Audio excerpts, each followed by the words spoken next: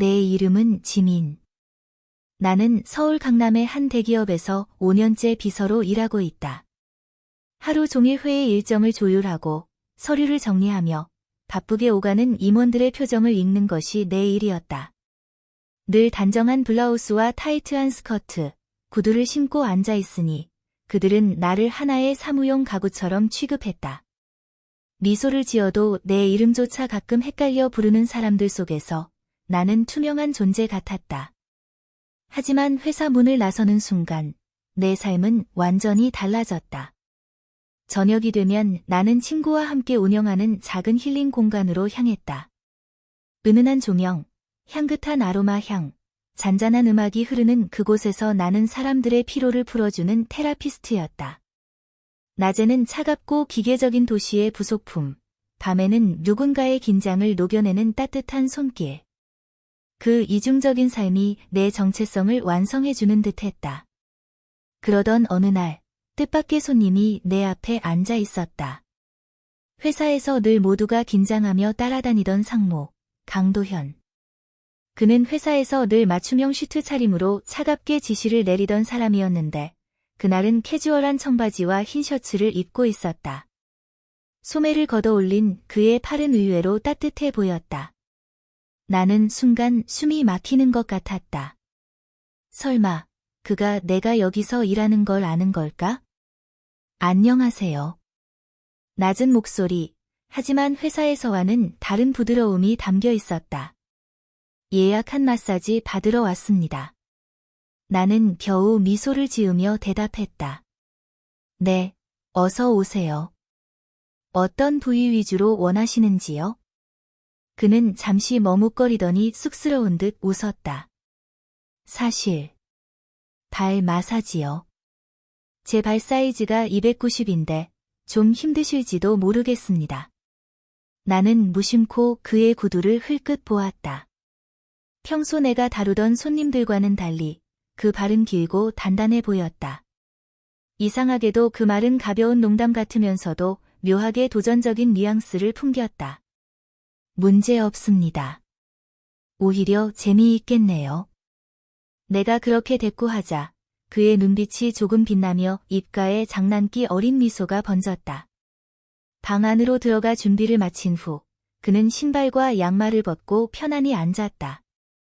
나는 그의 발을 조심스레 잡고 오일을 덜어 문질렀다. 의외로 정돈된 발끝, 단단한 발바닥, 그리고 묘하게 따뜻한 체온이 손끝으로 전해졌다. 와, 정말 잘하시네요. 그가 눈을 감으며 깊은 숨을 내쉬었다. 이 정도면 2배는 받아야 하는 거 아닌가요? 돈보다 중요한 건 제가 좋아서 하는 거예요. 내가 말하자 그는 눈을 뜨더니 나를 똑바로 바라봤다. 그 시선은 회사에서 회의실 끝에 앉아 있을 때 느끼던 차가운 눈빛과 전혀 달랐다. 호기심, 놀라움, 그리고 묘한 친밀감이 섞여 있었다. 그날 이후 그는 다시 찾아왔다. 1번, 2번, 그리고 매주. 그의 발을 지압하며 나누는 대화는 점점 깊어졌다. 그는 회사에서는 결코 드러내지 않았던 개인적인 이야기를 들려주었고 나는 무심코 그의 농담에 웃음을 터뜨리곤 했다. 그리고 어느 날 그는 와인 한 병을 들고 나타났다. 오늘은 세션 끝나고 한 잔 같이 하실래요? 그가 조금 머쓱한 표정으로 말했을 때 나는 잠시 망설였지만 결국 고개를 끄덕였다. 그 순간 내 삶의 균형이 흔들리기 시작한 걸 나는 이미 알고 있었다. 그날 밤, 방 안은 평소보다 더 은은했다.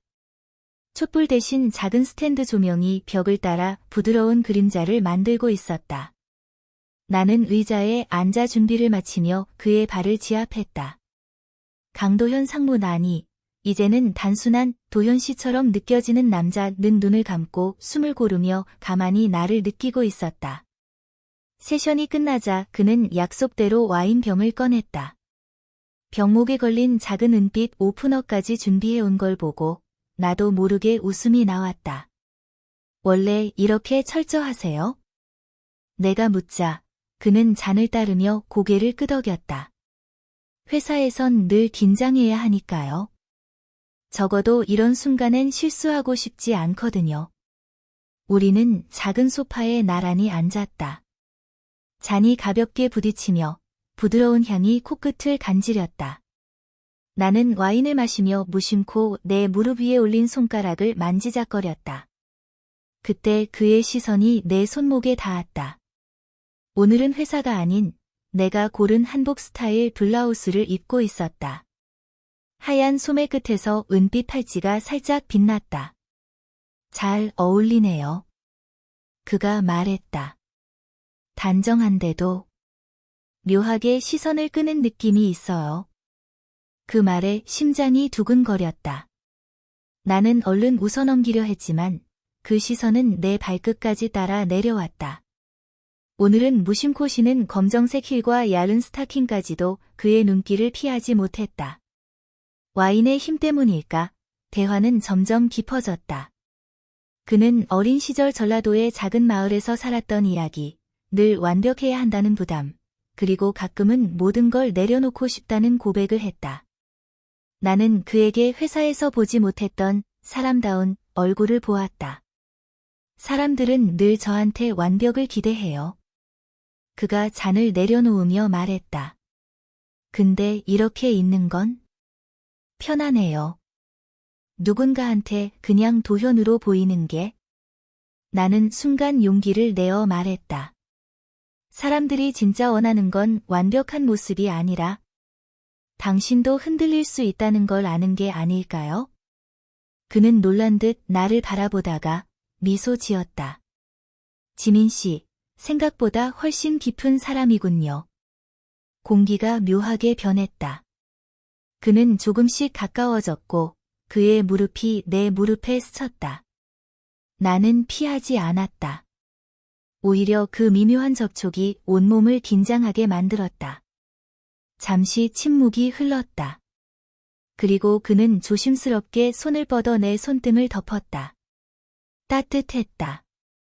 사실 처음 본 순간부터 조금 다르게 느꼈어요. 그의 목소리는 낮았지만 분명했다. 그냥 직원으로 보이지 않았어요. 그리고 오늘은 더 확실해졌네요. 숨이 막히는 듯 했다. 나는 대답을 못하고 그저 그를 바라봤다. 그러자 그는 조금 더 다가와 내 귀에 속삭였다. 지금 이렇게 가까이 있어도 될까요? 나는 고개를 끄덕였다. 그의 손길이 천천히 내 뺨을 스쳤고 우리는 아주 짧게 하지만 깊게 서로의 입술을 스쳤다. 그 순간 내 안의 모든 균형이 무너지는 소리가 들렸다.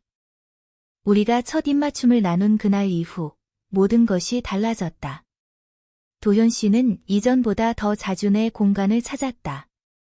하지만 단순히 마사지 때문이 아니었다.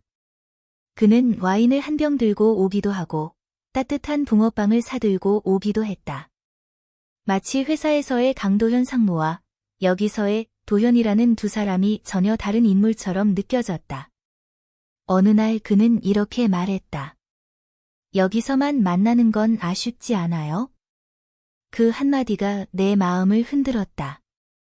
사실 나도 같은 생각을 하고 있었다. 그래서 우리는 조심스레 회사 밖의 세상으로 함께 나가기로 했다. 처음으로 함께한 곳은 경복궁 근처의 작은 찻집이었다. 나는 은은한 분홍빛 한복 원피스를 입었고 머리에는 단아한 댕기를 살짝 묶었다. 평소 사무실에서 입던 블라우스와 펜슬 스커트가 아닌 전통과 현대가 어우러진 복장 속에 나는 조금 더 여성스럽고 자유로운 모습이었다. 도현 씨는 그런 나를 보며 눈길을 떼지 못했다. 정말 다른 사람 같아요. 그가 조심스럽게 속삭였을 때 나도 모르게 뺨이 붉어졌다. 우리는 북촌 골목을 함께 걸으며 오래된 기와집들을 구경했다. 돌담길 옆을 걷다 보면 그의 손이 내 손등에 스칠 때가 있었는데 이상하게도 그 짧은 순간이 내 심장을 더 크게 뛰게 만들었다.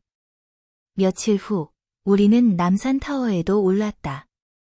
서울의 야경이 내려다 보이는 전망대에서 수많은 커플 자물쇠들이 걸려있는 난간 앞에 섰다. 그는 괜히 웃으며 말했다. 여기 오면 꼭 자물쇠를 걸어야 한다던데요. 그럼 우리도 하나 걸까요? 내가 장난스레 말했지만 그의 눈빛은 농담이 아니었다.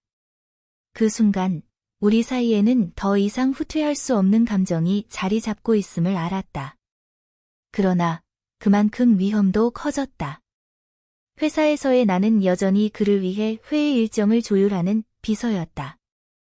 사무실 복도에서 그와 스쳐 지나갈 때마다 아무 일도 없는 척 미소를 지어야 했다.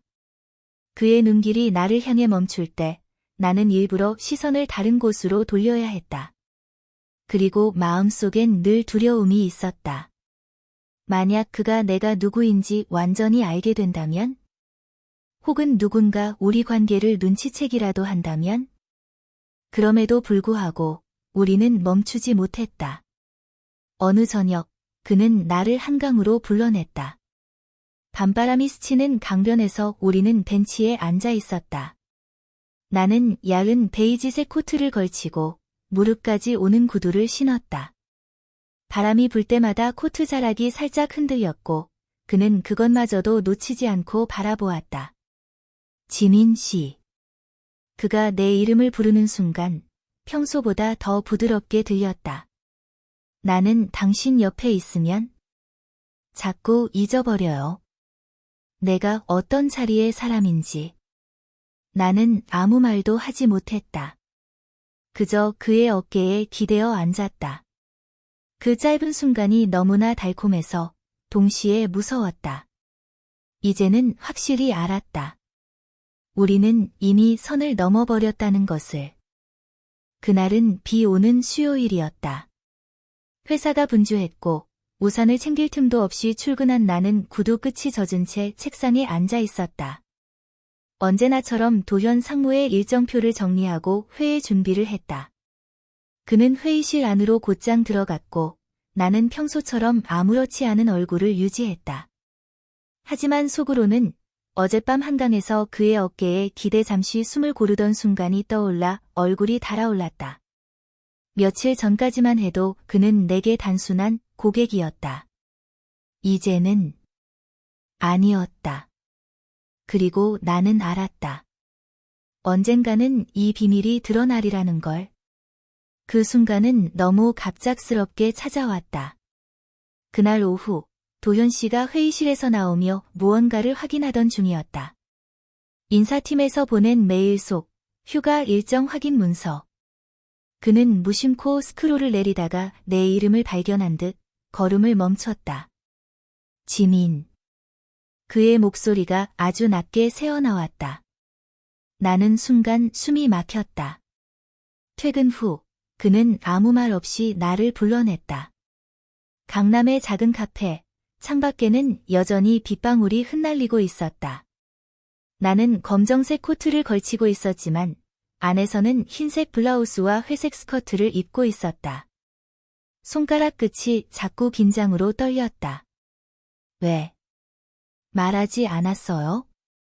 그의 눈빛은 날카롭지 않았지만 분명한 혼란이 담겨 있었다. 처음 알았을 때 그냥 충격이었어요. 매일 내 일정을 관리하는 사람이 동시에 내 발을 만져주고 웃어주는 사람이었다는 게. 나는 입술을 깨물었다. 처음엔 그냥 회사랑 분리된 저로 보이고 싶었어요. 비서가 아니라 그냥 지민으로. 그래도 숨긴 거잖아요. 그가 고개를 숙였다. 그 말은 칼날 같았다. 하지만 나는 도망칠 수 없었다. 미안해요. 솔직히 무서웠어요. 혹시 이게 잘못된 일처럼 보일까봐. 잠시 침묵. 카페 안은 잔잔한 음악만 흐르고 있었다. 그는 결국 한숨을 내쉬며 내 손을 잡았다. 솔직히 화도 났어요.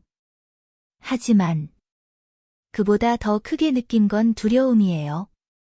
내가 놓칠까봐. 그의 손끝이 내 손목 위에 닿았다. 은빛 팔찌가 달그락거리며 흔들렸다. 지민 씨, 나는 당신이 필요해요. 회사고 뭐고 상관없어요. 하지만 이제는 숨기지 말아요. 우리 둘 다 위험해질 수 있으니까. 그 순간 눈물이 터질 뻔했다. 나는 고개를 끄덕이며 겨우 속삭였다. 네, 이제부터는 숨기지 않을게요. 그날 밤 그는 나를 집까지 데려다 주었다. 비에 젖은 내 코트 자락을 다정하게 털어주며 말했다. 오늘은 그냥 이렇게 곁에 있고 싶어요. 우리는 좁은 현관에서 한참 동안 눈을 마주쳤다. 그리고 조심스럽게 포옹했다. 그 품속에서 나는 처음으로 두려움과 안도감을 동시에 느꼈다. 하지만 어딘가에서 예감이 피어올랐다. 이제 우리의 비밀은 언제든 들킬 수 있는 위태로운 선 위에 서 있다는 걸. 그날 이후 우리는 서로를 더 숨김없이 바라보았다. 하지만 동시에 그만큼 불안도 커졌다. 회사 안에서의 매 순간이 위태롭게 느껴졌다. 회의실에서 우연히 마주칠 때마다 나는 그와 눈을 맞추지 않으려 애썼다. 하지만 그의 시선은 늘 내 쪽을 향해 있었고 그 미묘한 긴장감을 다른 이들이 눈치채지 않을까 두려웠다. 그러던 어느 날 사건은 갑자기 터졌다. 점심시간이 막 끝났을 무렵 동료 비서 하나가 내 책상에 다가와 속삭였다. 지민 씨, 혹시 강 상무님이랑 무슨 사이예요? 그 순간 심장이 멎는 줄 알았다.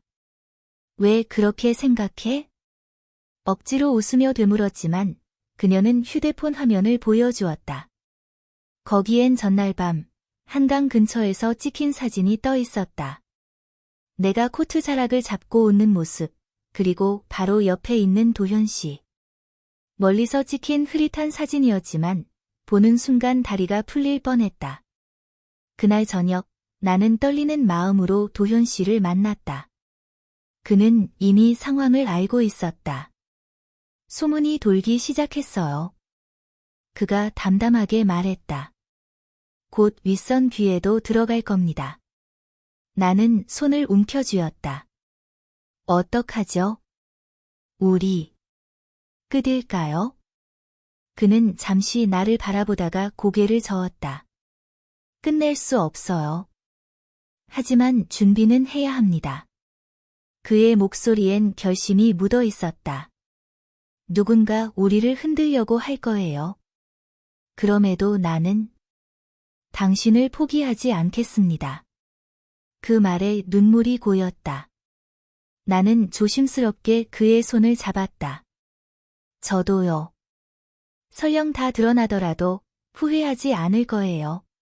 그날 밤 우리는 내 아파트에서 다시 만났다. 빗소리가 창문을 두드리는 가운데 그는 나를 강하게 끌어안았다. 내가 입고 있던 은은한 베이지색 원피스는 그의 손길에 따라 구겨졌지만 이상하게도 부끄럽지 않았다. 오히려 그 순간만큼은 세상 무엇도 두렵지 않았다. 그러나 그 행복은 오래가지 않았다. 다음 날 이사회 회의가 끝난 직후였다. 복도 끝에서 두 명의 임원이 도현 씨와 나를 노골적으로 바라보고 있었다. 그리고 내 책상 위엔 이미 익명의 메모가 놓여 있었다. 비밀은 오래 숨길 수 없습니다. 나는 메모를 손에 쥔 채 창밖을 바라보았다. 쏟아지는 빗줄기 너머로 우리 앞에 다가올 폭풍을 본 듯한 기분이 들었다.